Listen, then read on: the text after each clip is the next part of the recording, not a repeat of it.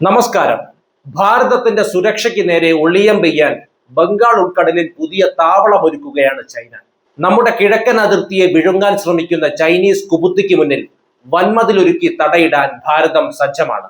എന്താണ് ഭാരതത്തിന് മുന്നിൽ ചൈന ഒരുക്കുന്ന പുതിയ കെണി? നമുക്ക് നോക്കാം.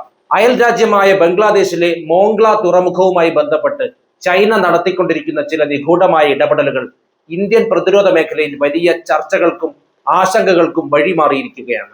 ബംഗാൾ ഉൾക്കടലിൽ ചൈന തങ്ങളുടെ ആധിപത്യം ഉറപ്പിക്കാനുള്ള ഏറ്റവും പുതിയ ശ്രമങ്ങൾ നടത്തിവരുന്നു. എന്നാൽ എല്ലാ തന്ത്രങ്ങളുടെയും മുനയൊടിക്കുന്ന മറുതന്ത്രങ്ങളുമായി ഭാരതം കാത്തിരിക്കുന്നു. എന്തെല്ലാമാണ് ചൈന ഉയർത്തുന്ന ഭീഷണികൾ? സമർത്ഥമായി പ്രതിരോധിക്കാൻ ഭാരതം മെനയുന്ന മറുതന്ത്രങ്ങൾ എന്തൊക്കെയാണ്? നമുക്ക് കാര്യങ്ങൾ വിശദമായി തന്നെ സംസാരിക്കാം.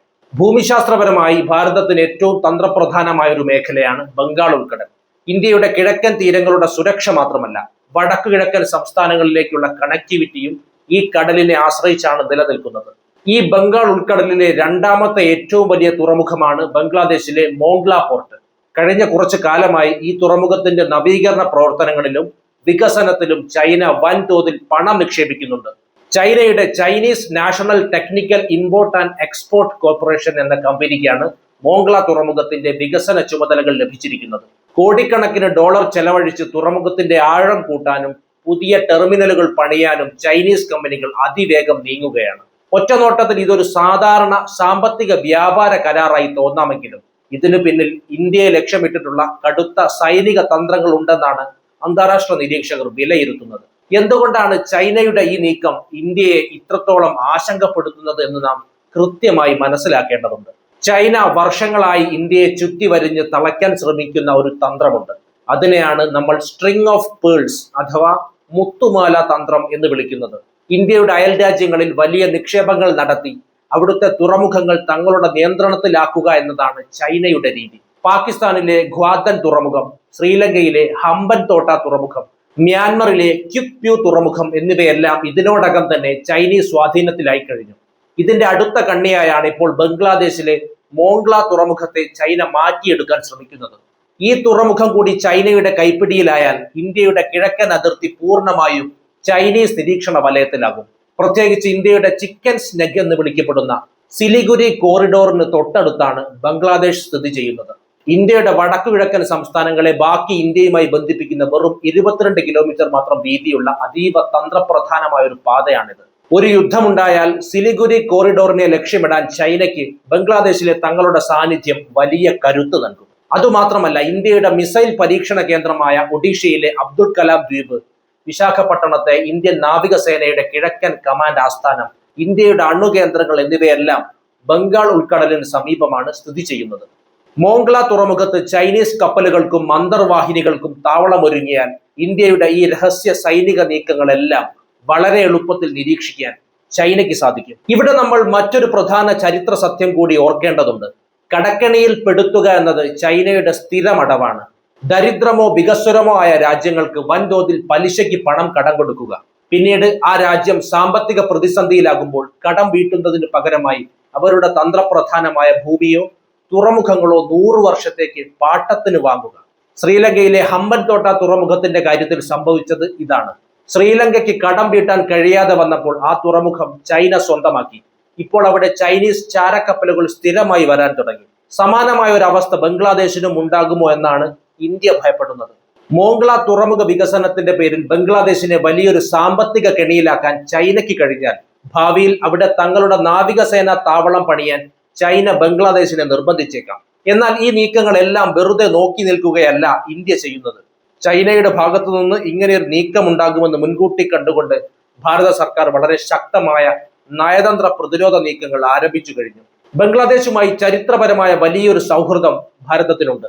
1971 ബംഗ്ലാദേശിന്റെ സ്വാതന്ത്ര്യത്തിനായി ചോര ചിന്തിയത് ഇന്ത്യൻ സൈന്യമാണ്. ഈ സൗഹൃദം ഉപയോഗിച്ച് ബംഗ്ലാദേശിൽ ചൈനയുടെ സ്വാധീനം പരിമിതപ്പെടുത്താൻ ഇന്ത്യ ശ്രമിക്കുന്നുണ്ട്. മംഗള തുറമുഖത്തിന്റെ ഒരു ഭാഗം വികസിപ്പിക്കുന്നതിനും നവീകരിക്കുന്നതിനും ഇന്ത്യയും വലിയ തുക ബംഗ്ലാദേശിന് വായ്പയായി നൽകിയിട്ടുണ്ട്. കൂടാതെ ഇതേ മോംഗ്ല തുറമുഖം ഉപയോഗിക്കാൻ ഇന്ത്യക്ക് ബംഗ്ലാദേശ് അനുമതിയും നൽകിയിട്ടുണ്ട്. ഇതിലൂടെ ഇന്ത്യയുടെ വടക്കു കിഴക്കൻ സംസ്ഥാനങ്ങളിലേക്ക് കൊൽക്കത്തയിൽ നിന്ന് ബംഗാൾ ഉൾക്കടൽ വഴി വളരെ എളുപ്പത്തിൽ ചരക്കുകൾ എത്തിക്കാൻ ഇന്ത്യക്ക് സാധിക്കും.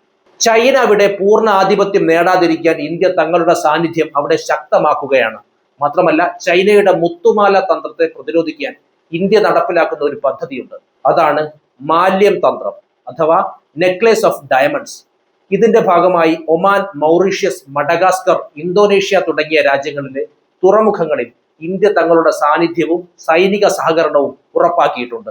ബംഗാൾ ഉൾക്കടലിൽ ചൈനീസ് കടന്നുകയറ്റം ഉണ്ടായാൽ അതിനെ പ്രതിരോധിക്കാൻ അമേരിക്ക, ജപ്പാൻ, ഓസ്ട്രേലിയ എന്നീ രാജ്യങ്ങളുമായി ചേർന്ന് ക്വാഡ് എന്ന ശക്തമായ സഖ്യവും ഇന്ത്യ രൂപീകരിച്ചിട്ടുണ്ട്.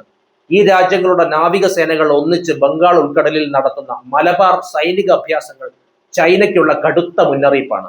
ബംഗാൾ ഉൾക്കടൽ ഇന്ത്യയുടെ സ്വന്തം സ്വാധീന മേഖലയാണെന്നും അവിടെ ഒരു വിദേശ ശക്തിയുടെ അനാവശ്യ ഇടപെടലുകൾ അനുവദിക്കില്ലെന്നും ഇന്ത്യ കൃത്യമായി തെളിയിക്കുന്നുണ്ട്. എങ്കിലും ചൈന ഒരു സാമ്പത്തിക ഭീമനായതുകൊണ്ട് തന്നെ അവർ ബംഗ്ലാദേശിലേക്ക് വൻതോതിൽ പണമൊഴുക്കുന്നത് ഇന്ത്യക്ക് എപ്പോഴും ഒരു വെല്ലുവിളി തന്നെയാണ്.